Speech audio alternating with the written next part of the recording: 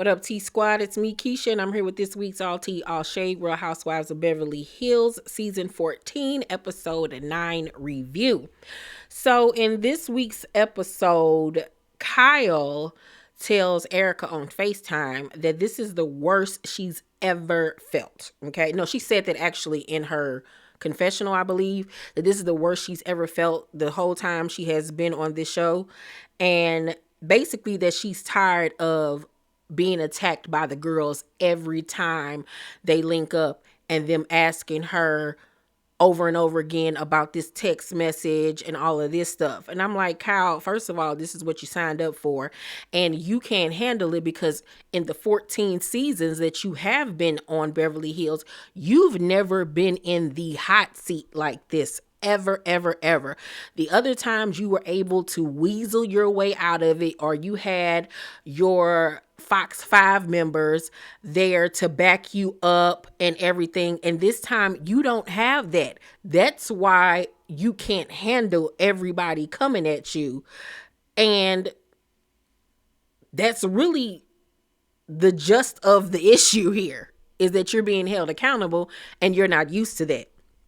And Erica's really getting on my nerves, because if you're supposed to be a real, like you claim you are, then why ain't you holding your friend accountable and pulling your friend to the side and telling her X, Y, and Z? Because every time Kyle talks, you sit there with this look on your face like, this girl knows she full of shit, but I'm gonna let her have it though. I'm gonna stick beside her. Like, you know that she is full of crap and that she is wrong in this situation. But instead, you keep on pacifying her. I don't know why. Like in the past seasons, when you said that you feel like some of the girls are afraid of Kathy, it's given very much you're afraid of Kyle. I don't know if Kyle done gave you a loan or something. But it's giving very much pacifying, and you got your head stuck up her butt. And I don't appreciate that. You can't sit up here and act so hard and so tough and that you keep it real when you ain't keeping it real with Kyle. Okay? And your glam team didn't keep it real with you with that Lady Gaga outfit circa 2009. I'll be glad when they stop showing that god awful outfit. Okay? Looking like Ziggy Stardust. Get out of here with that. So then Bose and Dorit meet. And let me just talk about Bose. Bose. I love you. I love you. I love you. She is a beautiful woman. Beautiful. And that body, body, yada, yada, yada, yada. Okay? One of the best shapes on Bravo. But that hair.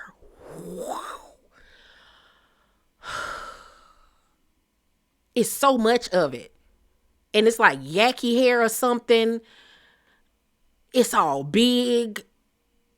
It's very wiggy. It's very Mufasa. Like, please get you a new hairstylist. Please. And I know you just came out with this extension and wig line. I know the girls in Africa like to wear their hair like that, but please stop. Please stop. You are too fine to be having your hair like that. If Bose did a shortcut with that face, get out of here, she would be so fire. So fire. But that hair gotta go. It gotta go. The color is dusty. Like, no, please stop it with this hair. But anywho, they meet up for lunch, and Bose tells Dorit that Kyle told her that she didn't know about Dorit and PK's marital problems. And Dorit was like, she did. I told her a year ago. Producers go back to when they had the one-on-one conversation sitting in the kitchen. And Bose once again catches Kyle in a lie and now sees that this girl just continues to lie to her over and over and over and over again. Now, I wonder when Bose is going to tell her that Kyle brought up the picture of her kissing Mauricio's shoulder. That would be lighting the match, honey. Because if she told her that she brought that up, I don't know why that hasn't been brought up yet. I don't know why that has not been brought up. But Dorit tells her that she didn't know that her and PK was separating until the day that it came out. She said that they were sitting having a meeting with his sponsor, and that the sponsor was the one that suggested that they spend some time apart. So she said she didn't know up until she still doesn't know up until that day when they filmed whether or not this was the sponsor's idea or was this PK's idea. And I'm like, girl, the sponsor might have suggested it, but PK sure enough went along with it. I just feel like he had the sponsor be the one to bring it up, but it was very much PK's doing. PK most definitely agreed or brought it up, okay? And at this point, it don't even matter. It really honestly don't. The hell with PK. So Kyle decides that she's going to have dinner with Garcelle, Sutton, and Erica the night before all of the girls get together to go to Garcelle's beach house for the first time. And so Garcelle and Sutton already knowing that this dinner is basically Kyle's way of trying to gain alliances. Baby, Kyle thinks she's so smart, and everybody sees through everything that you're doing, ma'am. That's why don't nobody see it for you except for Erica. So Garcelle is the one that gets there first, and Garcelle says to her, it wouldn't have been bad if you just said to Dorit, yeah, I talked about you to PK, and I apologize. I was mad at you at the time. She was like, people do that. It's not the end of the world. And she was like, well, I didn't do that. But, it really pisses me off because Erica said, did you read the text to Bose? And I'm like, you don't even know her. And Garcelle in her confessional was like, I don't think that I was wrong for repeating it to Bose. You read it out loud. Let's not forget you not only read it out loud, but you read it out loud while the cameras were there. Like, what? Huh? Please? Huh? Excuse you? What? Kyle just continues to point fingers everywhere but at herself, child. So Garcelle then tells her that the text sounded more than just a meme conversation between her and PK, and that when she said in the text that, anything that you've told me basically would stay between me and you, that did not sound good. And I love and appreciate the fact that Garcelle was 100 with her and told her to her face that wasn't cool. It was not cool. You are wrong. And I wish that Erica, her friend, would take that stance, but she's not. So Kyle now says that, yeah, it's been 11 years. Of course, there were more than just memes. Of course, we text. Now it's changed because at first it was memes. Now it's, yeah, we've talked over the years. Come on. We all know that. We ain't stupid. We're not stupid. You thought that you was really about to do something when you decided to bring that text out and read it to Garcelle, Sutton, and Erica. But you didn't think that little part was going to do as much damage as it did. She really thought that she was about to eat and clear the girls with that. And it made the situation 10 times worse. I don't even know why she showed it. That was stupid. So, Kyle gets to talking about how, once again, she tired of being questioned and all of this type of stuff, and it's nobody's business. And the producers do us all a huge favor and flash back over the years when Kyle has been adamant about the other girls being honest and truthful about the things that they have going on. And verbatim on one of the flashbacks, she says, when things to Denise Richards, when things are put out there, they have to be addressed in this group. Ooh, but now that it's you, it don't need to be addressed. It's nobody else's business. You have been digging your heels in everybody else's business for 14 years. And now that the tables have turned, you can't handle the truth. Maybe if you stop lying and being so coy and being so secretive about everything and just living your truth, you wouldn't be going through this. How about that, homegirl? Oh, she's annoying. So Erica and Sutton arrive. Baby, let me tell you, I'm giving Sutton the MVP for this season. I don't care if you like Sutton or not. I love me some motherfucking Sutton Strack, and we need to be BFFs.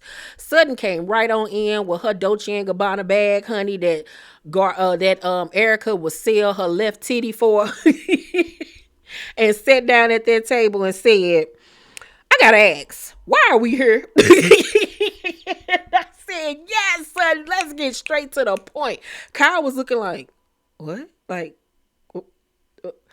at that moment, Kyle knew she'd fucked up and she'd invited the wrong person. At that moment, she realized, I should not have invited this hoe. I should not have invited her. It was easier dealing with Garcelle and Erica because Erica ain't gonna do nothing but sit there all poised.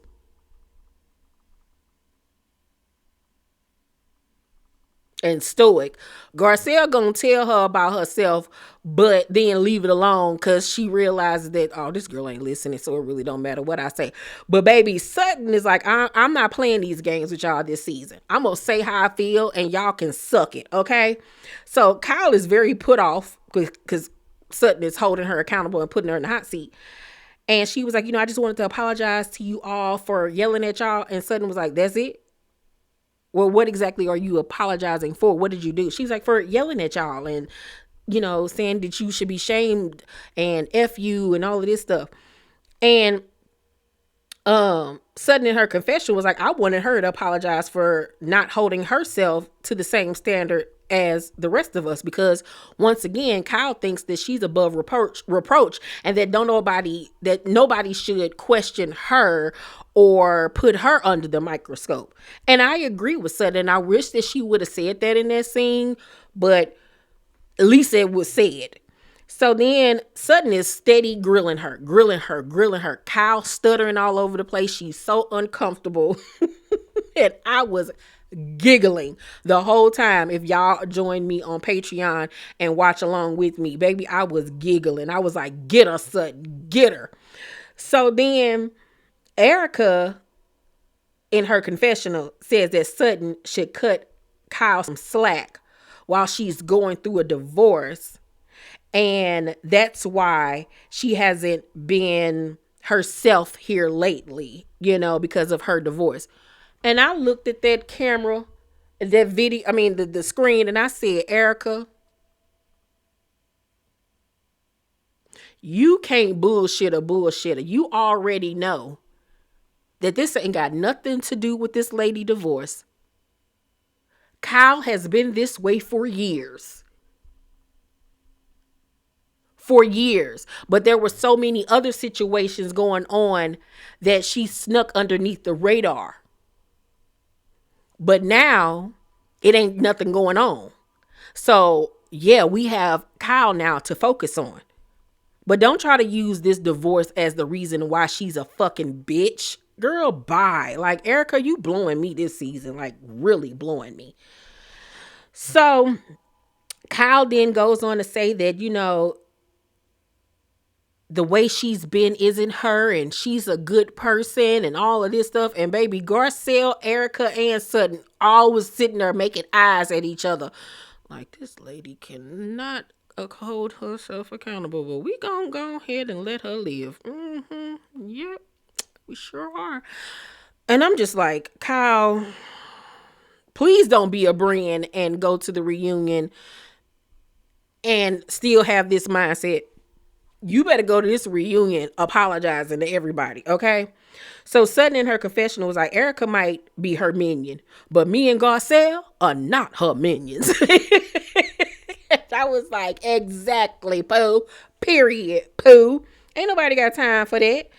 So the next day, the ladies meet at Kyle's house so they can all ride to Garcelle's house together. And Dorit tells them that Jagger pulled her to the side the day before and asked her, is she and PK getting a divorce? And asked her, did she post something on Instagram? And she was shocked by this because, this whole time she's been trying to keep this away from the kids, but obviously they know. And this goes back to everything that I be saying. I don't understand how these parents or people or whatever, celebrities, don't think that y'all kids gonna find out about what's going on. You don't think that kids bring this shit up at school to each other? You don't think they parents watch the show? You don't think that other kids are on Instagram and all of this stuff? Like, your kids are going to know. Kids are not stupid. And even with that, kids are fucking nosy. You think when you on the phone talking, or just because you filming in one room and you tell the kids to go in their room, you don't think that they creeping and trying to listen to what's going on? Girl, get out of here. So he asked her, are you and daddy gonna remain friends? And she was like, I hope so. And so as she's talking, Sutton was like, oh, excuse me. Speaking of friends, Garcelle wanted me to tell you guys that, she don't want no arguing or fighting today. She just wanted everything to be cool. And, we got to go because it's going to be a minute for us to get to Garcelle's house. And truly, it is going to take them a minute. I think it's like an hour or something ride. And Dorit was like, bitch, like, the fuck are you doing? Like, you see me talking. And was she rude? Yes. Was the moment inopportune? Yes. Was it cringy? Yes. Did I have secondhand embarrassment? Yes. I was like, oh my God. I wanted to crawl into a shell myself because Sutton is very unaware at times, or just extra hype. I don't know what be going on, but this was another cringy moment for her. And I was like, Sutton, read the room. I understand what you was trying to do. You was trying to make sure that y'all were there and on time for your friend, but you could have did it in a better way. Oh my God. It was so embarrassing. So embarrassing. And Dorit was pissed. She can't stand Sutton. Can't stand the child. So they get to Garcelle's house, which is gorgeous. Okay. It's beautiful. It's stunning. And Jennifer Tilly bought her a Dolce & Gabbana toaster, which was so très chic. Garcelle gifts all the girls with pajamas so they can be real comfy and cozy. Here comes Sutton coming down the steps, child, with these like boxer looking pajama bottoms, and they was all the way up to her damn clavicle. Coming down the step looking like Elmer Fudd. Everybody was like, girl, if you don't pull them pants down. Oh God, Sutton. And so they go to the beach, and Garcelle has a picnic set up, a bar set up. It was beautiful. And Kyle asked Dorit to have a one-on-one conversation, and they sit down. And I hated that Dorit was like, do you want to go first or you want me to go first? Girl, let her go first. She the one asked you to talk. Let her do the talking for once. You said what you need to say. But Dorit kicked it off and was like, first of all, did you consider us good friends? And Kyle was like, yeah. I wouldn't even asked her that, because as soon as you opened your mouth and said that on your little Amazon live or whatever, I'm taking that verbatim, because if you didn't feel that way, you wouldn't have never said it. Period. And then you double down on it. So even if she tried to change it and switch it back, I'll never look at us like we were good friends again, because you dogged me. Period. So Kyle once again continues to defend the text message and make excuses. And Dorit basically asks her, are you my friend or his friend? Because at the end of the day, if he is telling you anything about us or saying anything about me or my divorce or whatever, I expect for you to come and tell me. And I don't blame her. And Kyle basically tells her, I guess did she even really say it? Unless they cut it out, I don't think that she actually ever voiced, I got you, girl. I'm going to cut off communication with him. And if he does say anything, I'm going to come back and tell you. All I know is they hugged it out. And she did say in her confessional that she understands, and that PK, she feels bad because PK was a good friend to her. But she does got to stick with the girls on this or whatever. But then she said other slick things in her confessional and the after show. So things between them still aren't good. It still isn't good between them. The ladies then sit down for lunch and they do a little game or whatever. And Dorit makes a comment saying that Erica has never been in love. And I was like, well, we all know that she ain't love Tom old ass. She loved the money. Money, money, money, money, money, money, money. And I don't know about all that sweet, passionate love, but give me the money. Show me the money, okay? Erica, you been doing right this whole time. Fuck loving these niggas. Girl, no. They ain't gonna do nothing but treat you bad. I'm just playing. But overall, I'm gonna give this week's episode of Beverly Hills a B-. It was a cute episode. It was good. It was decent. I'm looking forward to these last couple of episodes this season, and tomorrow we'll be getting the trailer for Real Housewives of Atlanta. I'm looking forward to it. And I just realized, like, the only Housewives shows that we have left on the roster is Atlanta and Miami. None of the other shows are in production. It's gonna be a minute before we get another Housewives show. New Jersey isn't in production. New York, of course, is not in production. Potomac isn't in production. Salt Lake City isn't in production. OC isn't in production yet. Ain't that it? Yeah. Ain't that it? Yeah.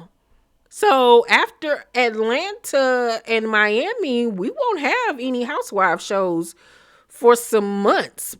Yeah, probably to mid-summer.